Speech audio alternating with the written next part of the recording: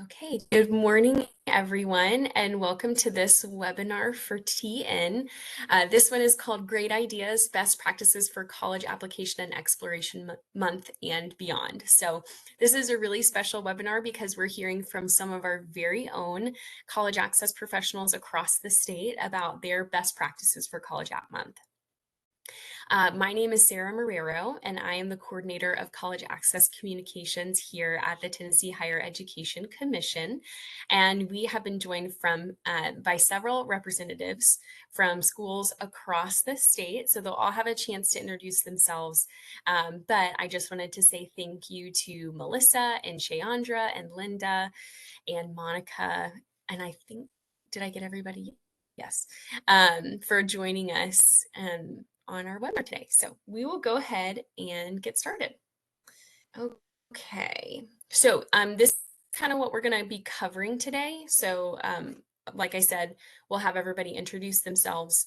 And then we'll also go over what is College Application Exploration Month. And then we'll go in order: Bradley Central High School first, and then Kenwood, and then La Follette Middle School, which I'm super excited about. And then we'll have our questions and answers at the end. If you're not familiar with THEC or our College Access and Outreach Bureau at the Tennessee Higher Education Commission, we administer a lot of different college access programs across the state. So the main one there in the middle, College for TN, is Webinars for TN as a part of College for TN, which is a free online resource to encourage college going across the state. We also have Advise TN, which is an embedded college access program in different schools across the state. Gear Up Tennessee, which is also an embedded college access program, but that one is funded by the federal government through a grant. We have our outreach team, work with the Tennessee Assistance Corporation. So they're the lovely people who come in and talk to your students and your parents about financial aid. We love our outreach team. We have adult learner initiatives like Navigate Reconnect that help our adult students pursue a college education and post-secondary credentials.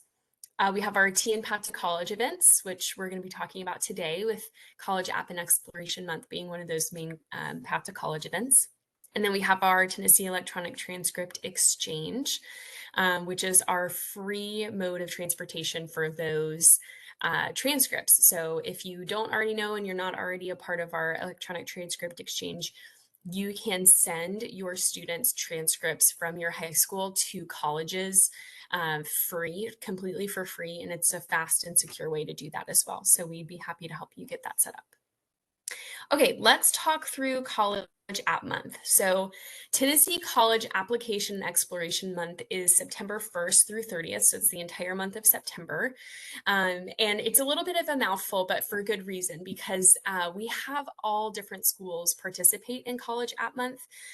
So not just our high schools, not just our seniors who would usually be applying to colleges, but we also have middle schools and elementary schools who get involved. So that's why we have that exploration month, or that exploration word, a part of the title as well, because we don't want to pigeonhole our students to only being our students who would be applying to college. We really want to use the entire month to encourage all of our students to explore what higher education could look like for them. So we're here to talk about some ideas for how to really put into practice some of the ideas that we have for College App Month. Okay, so the goal for College Application Month, like I said, to build excitement and to encourage our students with getting familiar with college, getting familiar with the application process, so that by the time they get to their senior year, they feel familiar with the process and it doesn't feel as intimidating to them.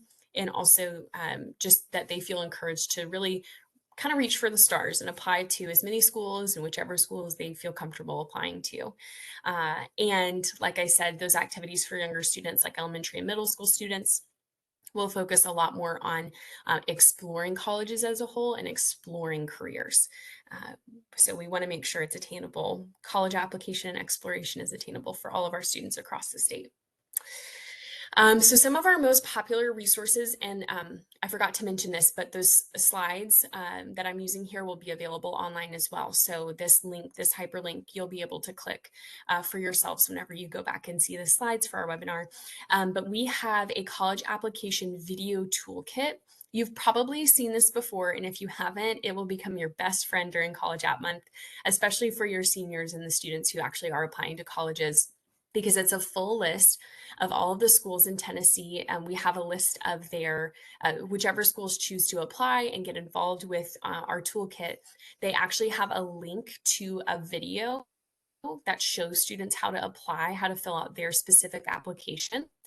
And then there's also a list of all the schools who, all the universities, colleges and universities that have a fee waiver during College App Month. And if that fee waiver has like a code or certain dates, it's just kind of one cheat sheet for all of the different resources that you might need for those colleges and universities in College App Month. So find it online at collegefortn.org. If you go to the under resources, have to find all of the different event resources that you would need for College App Month. But again, we'll have the link too in the slides so that that'll be accessible for you as well. Okay, one exciting day during College Application Month is Why Apply Day. So Why Apply this year is Friday, November 20th, next Friday, so exciting. And we want to encourage everybody at your school, so all your school staff, to wear college gear. Obviously, probably their college gear, but they can wear whatever college gear they want, and share why they believe that students should apply to college. So if you're going to post any of these pictures, we love to use the #WhyApply hashtag. And there's actually a template online that you can print off. And again, it's under those event resources for College App Month. And it's the Why Apply template. And then you can write it in. So you just print off the templates. You can distribute them to whoever you want in your school. And this is true for high schools, middle schools, elementary schools. And then you can write why you applied to college or why you think that your students should apply to college. So I personally have done a Why Apply template every year for several years in a row now, working in college access. So I've really, really enjoyed that. You can also make a video of yourself, of your students. You can draw a picture that has your reason. Maybe you draw a little dollar and talk to your students about the value of a college education. So lots of different ways to get the word out about Why Apply Day. So we want to get that as widespread as we possibly can. Okay, so let's get into our ideas here. We have invited some different representatives from 3 different Tennessee schools to share some of their best ideas about College Application and Exploration Month. So we're really excited to have them. Starting off, we have Bradley Central High School in Cleveland, Tennessee, and we are joined by Melissa Presswood, who is the grant director with Bradley County Schools. So Melissa, would you like to go ahead and share? My name is Melissa Presswood, and I am representing Bradley Central High School. I served as the Gear Up Grant Director or Grant Site Coordinator there for many years. Nicolea Parker is there now as our College Access Counselor. She would be with us sharing this morning, but she is taking students to a college fair today. So as you can see on the screen, we have a pretty good size high school. There are almost 1,700 students there usually, and we have between 400 and 420 seniors on average. So we started hosting our Tennessee Promise and College Application Workshop in 2018. Before that, we completed the Tennessee Promise application with students through homeroom classes throughout the day, pulling students in small groups and individually, just all the things. And that didn't even include trying to complete college applications with them or scholarship applications. And it just wasn't working for us with so many students. So we had to come up with a better plan. So if you want to slide to the next page or next slide, you can see the schedule for our workshop that we host every year. So we have an opening session and then 3 rotating sessions. And we do this once a year with all of our seniors. And so during the opening session, we go over the schedule for the day, what students will accomplish during the workshop, and explain how the sessions will rotate. And then we divide our students into 3 groups, and it's based on the schedule that they receive. So we print schedules on 3 different colored sheets of paper, and that's how we divide our students. For example, if they receive the blue schedule, they're going to attend the college and career presentation first. If they attend or receive a pink sheet of paper, they'll go to the college application session first. And then if they receive a yellow sheet of paper, they get to do the Tennessee Promise session first. And so to keep the groups even, we only hand out a certain number of each colored schedule. And then we always tell students, because, they want to be with their friends and whatever, we tell them, if you need to switch your schedule with someone else that's in the room, you can do that, but we're not handing out any more schedules. And that system works well for us. But that helps, with 400 students, that helps keep the groups evenly divided, so we don't have too many students in one session and not enough in another. So for each of the sessions, with the college and career presentation, we talk about, the college access milestones that students will complete during their senior year, like completing the Tennessee Promise and all the requirements related to the scholarship. We talk about submitting college applications, completing the FAFSA, applying for scholarships. We talk about college acceptance letters and college signing day, just all the things.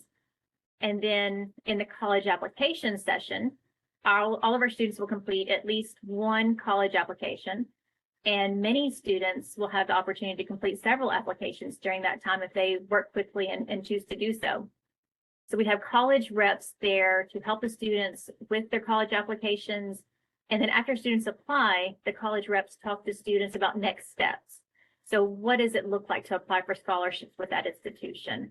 What are the next steps they're going to have to complete to be admitted? And then Nicolea expanded this particular session this year to include representatives from more colleges. Before we focused on community colleges and our TCATs because of the Tennessee Promise, but now we've expanded that to include several of our local four-year institutions. And I love this because it brings more exposure for our students and more opportunities for them to get those applications submitted early. And then during the Tennessee Promise session, of course, they complete the Tennessee Promise application. And during this session, we really try to have like our TSEC representative there, Rita Terchetta, and that helps with students who are having trouble getting logged into their TSEC student portal. We have our school registrar there. She can help look up student social security numbers if needed.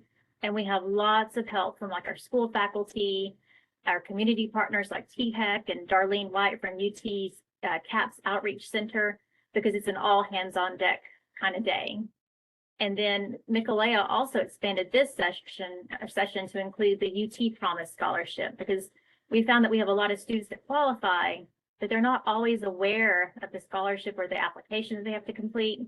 And so this just ensures that students are made aware of that and have that opportunity to apply as well before the deadline. And of course, during this session, we always reference the next guide that THEC created. This is a great resource. In the past, when we were part of GEAR Up, we had printed copies for our students, but moving forward, we're going to link that digital version that students can fill out through their student portal so that students can still access that information, and we refer back to it periodically throughout the school year. So if you want to go to the next slide, I've listed some keys for success here. The first is our administrative and faculty support. So we could not do this event without the support of our school and the help of our volunteers. It really is all hands on deck that day. So our school administrators, they allow us to run an alternate schedule for the entire senior class that morning so that we can host this workshop. And that was huge, allowing us to do that. And then our school counselors and our senior teachers, they all serve as volunteers during the 3 sessions. So they're either working directly with students to complete the Tennessee Promise application or to complete applications for college, or we have teachers that are also monitoring the hallways, helping us make sure that all of our students make it to their sessions and make it there on time, just keeping everyone focused and on task. And then of course our college reps are there, volunteering their time, our community partners are there, and we just could not do this without the support, and it takes a lot of effort to organize that, but we are so grateful for the time that they give and work with our students. And then next I have the schedule. So that's something that we really have to think through every single year. We revisit that schedule, thinking through the sessions that we're offering, making sure they're still relevant and cover the things that we want to accomplish, making sure that we have locations for each of our sessions. locations that are large enough to hold the students that will be there, locations that have the resources that we need, and don't have a huge impact on the rest of the school as well, because while our seniors are doing this workshop, everyone else is still maintaining business as usual, going to their classes. And then, of course, making sure that we have all of the volunteers ready to help, that we've contacted them, that we've given them instructions, they know what to expect for the day, and they feel ready to get started. And then we have to think through our timing of sessions, making sure students are not transitioning during our bell schedule, making sure that there's enough time to complete the tasks during each session. So we look at that every single year as well. And then making sure our students are evenly divided so the groups don't get thrown off. And another thing that's important is preparing our students in advance. So we let the students know ahead of time what the plan for the morning is going to be, what they're going to accomplish.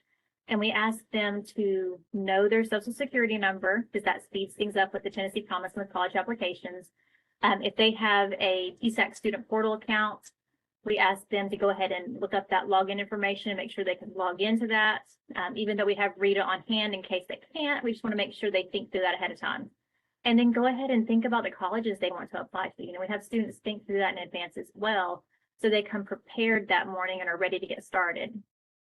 So I really think, hosting this workshop has been a game changer for us. With so many students, it allows us to get a large number of students registered for the Tennessee Promise and applying to college in a short amount of time. And that really jumpstarts their senior year and helps them reach a lot of those college access milestones early on, which just sets the trajectory for the rest of the school year. So hopefully you've heard something here that will help at your schools as well. Thank you all. Awesome. Thank you so much, Melissa. That's really good information. And I also love to hear that all of the administrators get involved and all of those senior teachers. It just really, that makes a big difference for students to feel supported, not only by whoever is helping them with their college access, but also the teachers, the people that they tend to spend a little bit more face time with during the school day. So that's really incredible. Okay, so Kenwood High School, we're joined by the lovely Shayandra Rogans, who is an Advise TN advisor. So, Shayandra, you ready? Yes, yes. So yes, Okay, all right, let's get started. I am with Advice TN, and I am at Kenwood High School, which actually happens to be my alma mater. Um, and so we have a pretty good sized school as well, about 1,200 students, and the total number of seniors has been going up over the past couple of years. We're closer to 300 than we've been in the past few years. So next slide.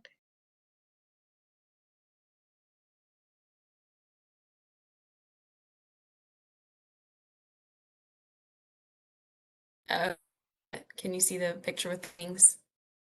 I know. Uh-oh. Yes. Am I?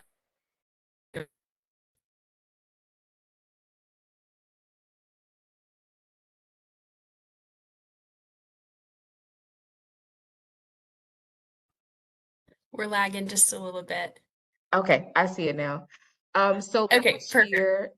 last year I actually included, we have the AVID program here at Kenwood, and it's a college readiness program for our students. We don't have seniors right now, but they've started rebuilding the past few years. So right now we have freshmen, sophomores, and juniors. Last year we just had freshmen and sophomores. And so the sophomore class actually created this backdrop with all of the college banners and college flags. And it made a really cool backdrop so that our students could be really encouraged to do those college applications, whether they were the ones that were free for the state of Tennessee or any schools that the students were really interested in going to. I had a lot go to University of Kentucky last year. We've had a few go to Alabama, and we had a couple go to University of Louisville. So it was just an encouragement, and it really added to that encouraging spirit for the school, for that backdrop to be made. And it included our underclassmen as well. So it was really, really nice last year atmosphere created by our students for the college application month. Next slide. So this year, we had a week of events. and so we actually created a college spirit week. But included in that, we actually had a Fisk University representative come and speak to our students, I think yesterday, to kind of give information on the history of Fisk University, help with a couple of students. Our seniors have their applications. There are some juniors in there from the AVID program as well that were able to get information about Fisk University. Fisk is part of the college application month. They are waiving their application fee this year throughout the month. And so it was great to have that admissions representative come and provide information on the majors that are available at Fisk University, and the admissions requirements for Fisk University as well. She also gave a little bit of history that Nashville is not called the Music City because of country music. It is called Music City because of the Fisk Jubilee Singers. So that was really interesting information that our students were able to learn yesterday, that just added to the college application exploration month. But again, we did have a week of events that includes this next slide. Our staff is actually participating in a door decorating contest. Last year we did it. It was it was a good success. This year we've included all of the staff and faculty, and we stated that each hallway has been assigned a state, and they have to decorate their door in a college or trade school or a community college that is in the state that they've been assigned. So the front office actually has beaten everybody. We haven't voted yet, but I really feel like they're going to win. But they have been assigned Tennessee. I think one hallway is Alabama, another is Arkansas. We've got Florida, we've got Georgia, we've got Alabama again. And so we've just really been getting the staff involved in the college going process, and just the college application exploration month, to promote that college going culture at Kenwood. So some of these doors, like this is current, the Vanderbilt is current. And so the teachers have really been going all out to decorate their door, because at the end of the month, we're gonna vote. I'll let the head principal be the deciding factor on that, but we're gonna vote, and whoever the winning hallway is gets to wear jeans for a week. So they're really striving to get that jeans pass. Next slide. And then, so this week, again, was College Spirit Week. So Monday, we had Twin Day, because college is best attended with your best friend. So we wanted we had Twin Day for College Spirit Week on Monday. Tuesday was College Day, so you wore a college shirt. This was Wednesday. It was Wacky Tacky Day, because applying to college can be very overwhelming. And for our Gear Up and our Advise 10, helping students apply to college can be overwhelming. So we wanted to address how we felt. So we had a lot of more staff participated in this and had an amazing time, with dressing as crazy as they wanted to on Wednesday. So we had Wacky Tacky Day. And then yesterday was Fictional School Day. So we had Hillman College, we had the Magic School Bus, we had Hawkins High for my Stranger Things fanatics. And so we had a lot of Hogwarts as well. So Harry Potter was very, very popular yesterday. So it's just been a really great week, with faculty, staff, and students. We participate in College Spirit Week to promote our college and application and exploration month. Amazing. Thank you, Shayandra. That is so cool. I love the Spirit Week, and also very creative with the jeans. I was like, wow, these doors are really impressive. And, it's good to know that there's a little something in it for those who are decorating their doors too. So that is pretty cool. I really like that. Okay, well, we are going to keep rocking and rolling here with our next school, which is La Follette Middle School in Jacksboro, Tennessee. So we're joined today by Linda Prim, who recently retired as a school counselor at La Follette Middle School, and also Monica Bain, who is the Campbell County Post-Secondary Coordinator. So, ladies, if you want to introduce yourselves, and however you want to do this, y'all just let me know whenever it's time to advance the slide, and I'll keep clicking through. Okay, thank you, Sarah. If you'll go ahead and go to that first slide, and Monica is going to join me and offer some suggestions as far as implementing this game. Monica, do you want to say anything?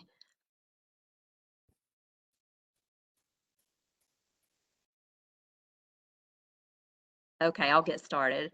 Adulting 101 is a career simulation game that got started in 2019 at our school. Monica was the Gear Up coordinator at the time, and our eighth graders were the cohort group that year. And she introduced this game.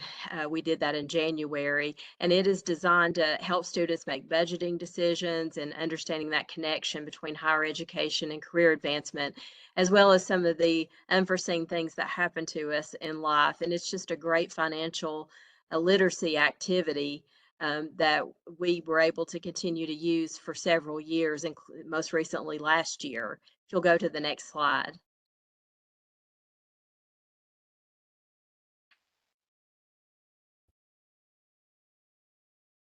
Is the next slide Let me see available? it, the overview of the game.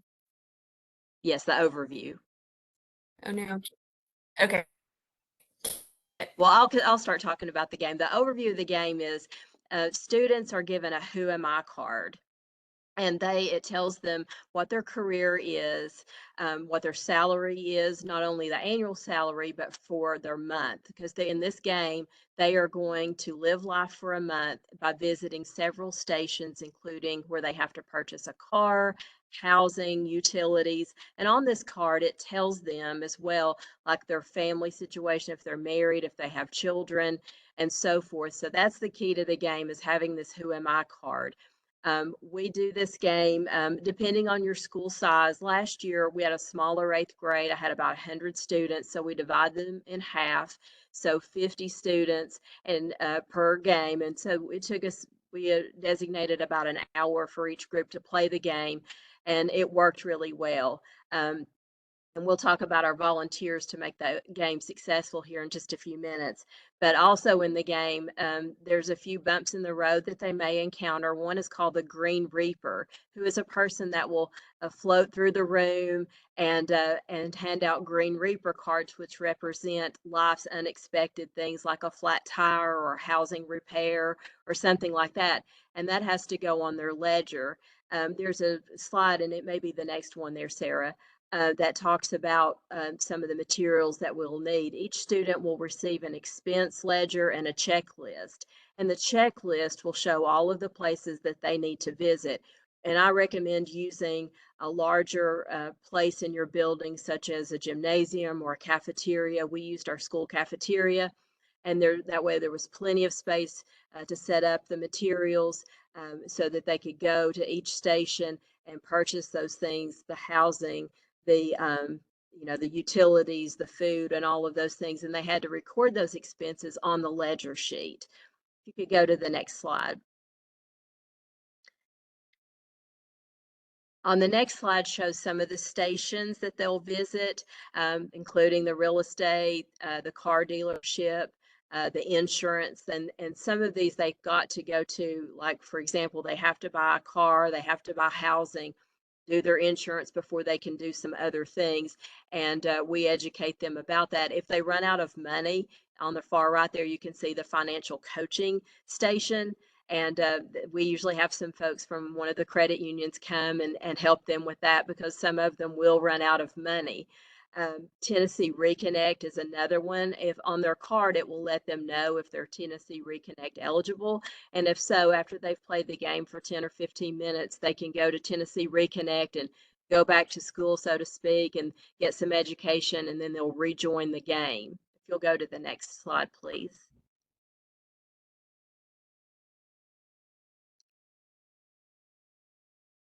Coming up should be the slide that talks about all of the volunteers that are needed.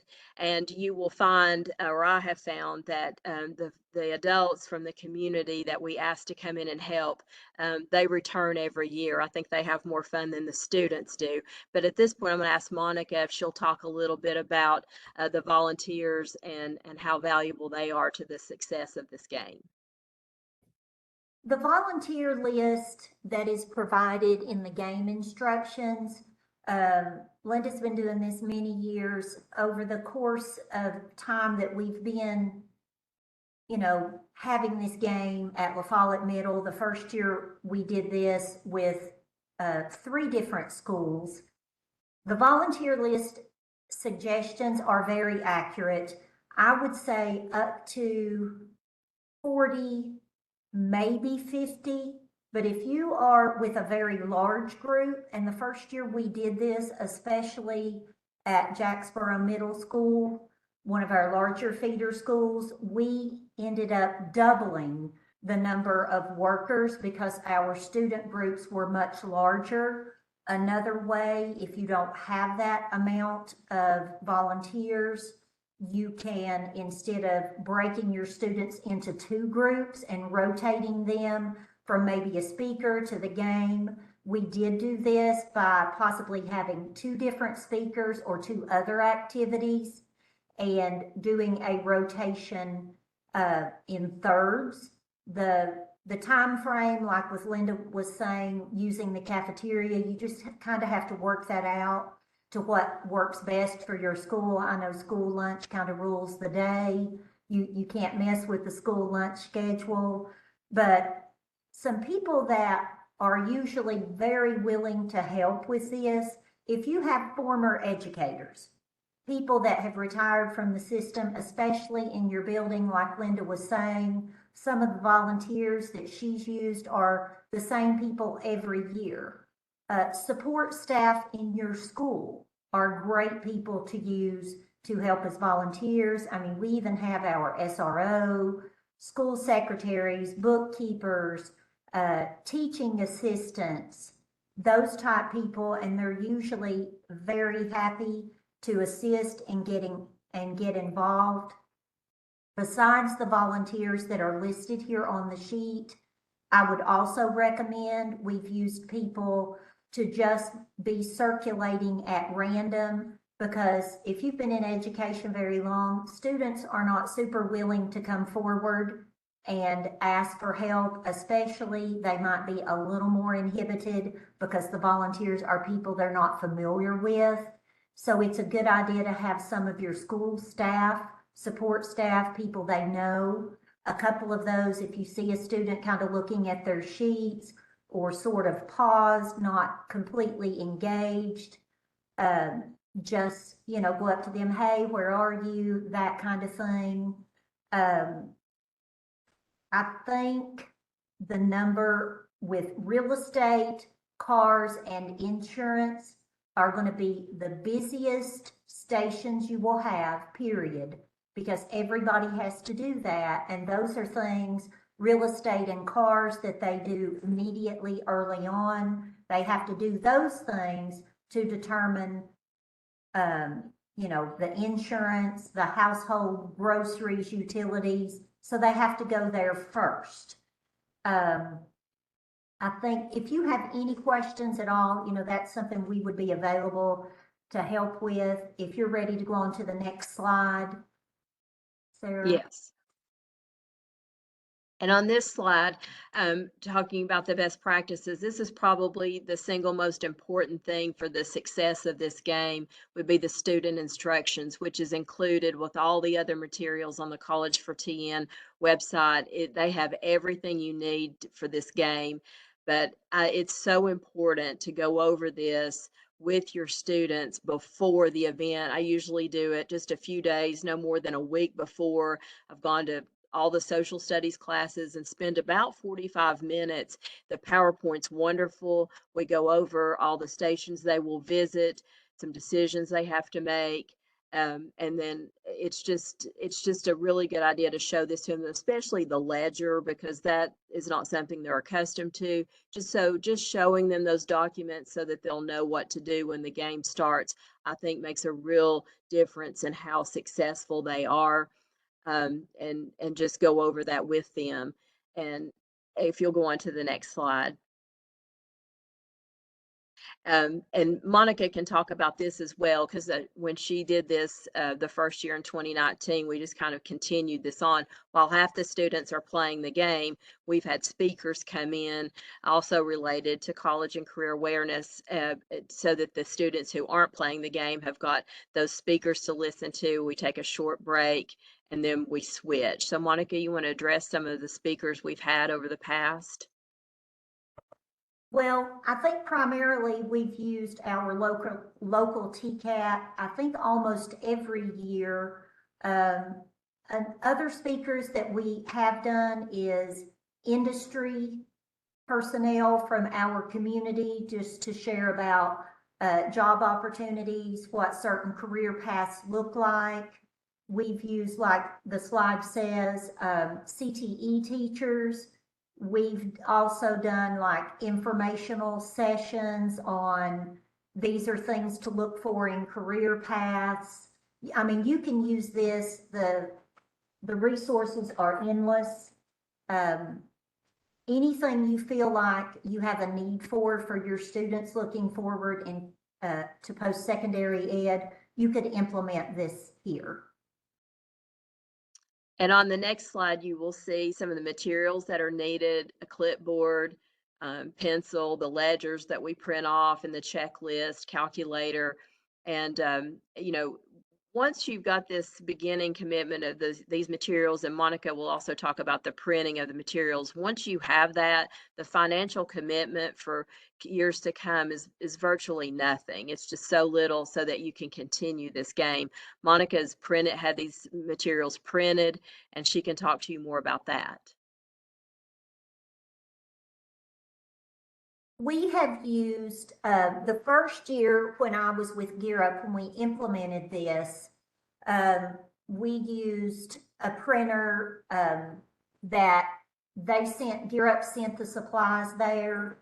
It was through, I want to say it wasn't Office Depot, UPS maybe, FedEx, any national places like that. But when Suzette updated the game, because between 2019 and 2023, there was a huge change, especially in housing cost. So some of the items listed were not really realistic.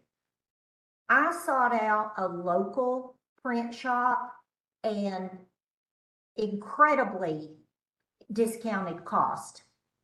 I'm going to estimate, if you are just printing one set, the large boards, it's a poster size, about $500. And again, that varies because we are a school and we do a lot of business with them. They gave us a very good price. The cards were probably around 125 to 150. Once you invest in that initially, the only thing you have to reprint are the ledgers and the little insurance cards. You can do that on a photocopy machine at school for nothing. So that cost, and you might even get, a local business, someone to sponsor you, because the amount of feedback that we have from the business volunteers that come in from our community is incredible. They're, like Linda said, most of the people come back year after year because it is such a useful tool for the students. I mean, I know Linda could share many, but I hear things like, can I divorce my husband? He won't work. Can I get rid of him? I don't want to have two children. I want to buy a 1-bedroom home. It's cheaper. Those kind of things which students may not have thought about before. So it is an incredible eye opener for them, looking at costs that they might take for granted. But if I would estimate $500 to $600, if you had that, maybe some kind of small mini grant to invest, just keep up with your materials. We even rotate them. Before we rotated them, whomever in our county needed to use them. We have since gotten another set printed, but still the investment is minimal compared to the outcome, and you could use those for several years. Linda. Okay, thank you, Monica. And yes, they'll ask questions about that, about, they want to divorce their spouse or give their children up for adoption. But one young man came through the door last year, or the year before, and he just was shaking his head. He said, "Oh no, I've got 3 kids." So they learn really quick about the cost of things and decisions. When they go to the insurance station, they have decisions to make. There are things that are required, like health insurance, and of course it costs more if they have a family, and they have to have auto insurance. But things like vision and dental are choices. Well, where that comes to be important is they later, after the insurance station, they have to go to the doctor, the Dogwood Medical Center, to see the doctor, and they'll receive a diagnosis card. Well, they may get a clean bill of health, which will be just fine, but then they may have a diagnosis such as they need glasses. Well, there'll be 2 prices. One, if they have vision insurance, another price if they do not. So they have to show their insurance card so that they will, know which price they're going to have to pay. So they have to make some important decisions. And I think this is just a wonderful financial literacy activity. As you can see in this slide, that shows our cafeteria and the setup of that. And we have plenty of room to carry out that game in that space. And we just have to be finished by lunchtime. But this is a great activity. And the last slide has Monica and my email addresses, and we're always happy to answer any questions. But the College for 10 website has all the resources that you need. But if you have any questions, don't hesitate to reach out to us.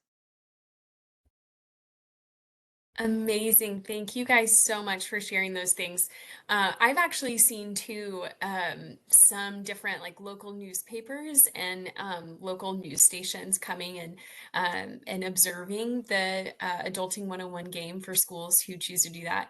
And it gets like some really good press, some very like uplifting news for local news as well.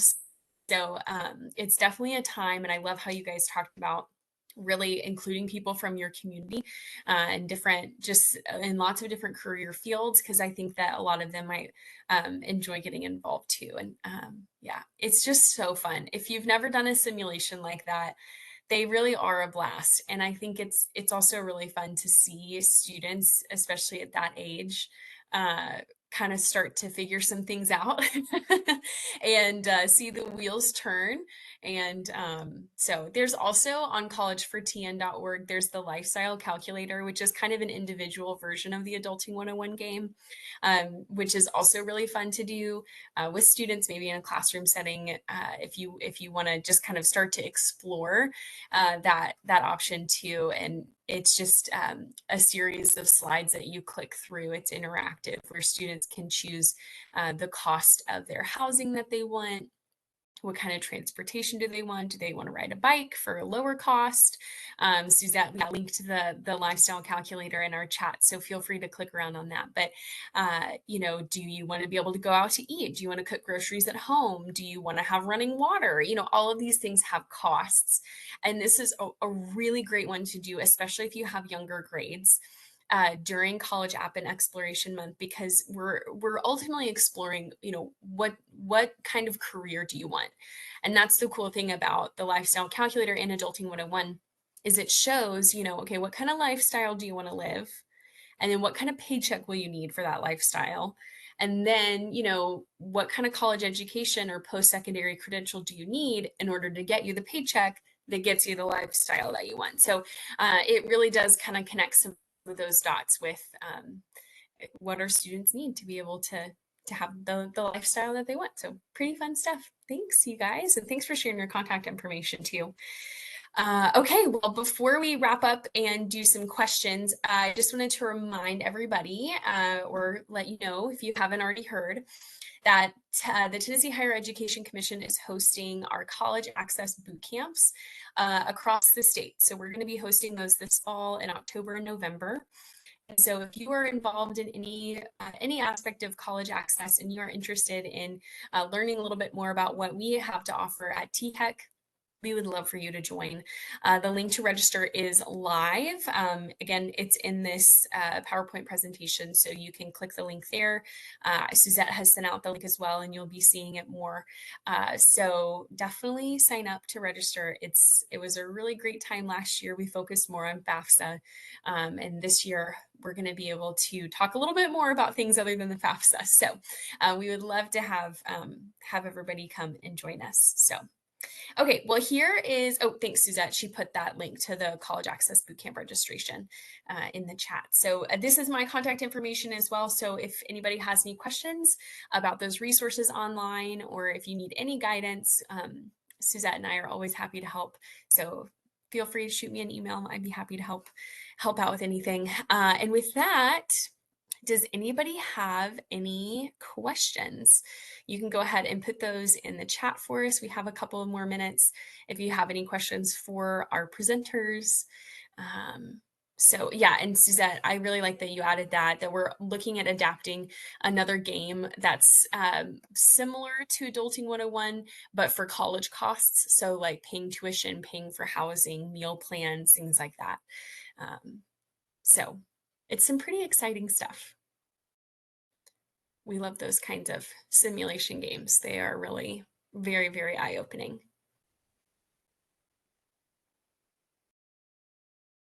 Righty. Well, if anybody does have questions after we're done, you have my contact information here. You have some of the contact information from our presenters. I'm going to go ahead and let's see. I'm going to stop sharing my screen. And like we said, we will send out a copy of our webinar, the recording, and then also our slides. So if anybody needs those, you'll be welcome to look back. If you want to send this to somebody at your school, you can do that as well. But I just want to take a moment and thank you guys so much, all of our panelists, for coming on here, spending your Friday morning with us. We know that you're really busy, and it's just so refreshing to see you guys and what you do in your schools and how you get students involved. So just want to say a big, big, big thank you. All righty. Well, happy Friday to everyone. We're going to go ahead and wrap it up there and hope you all have an excellent weekend. Thanks, everybody.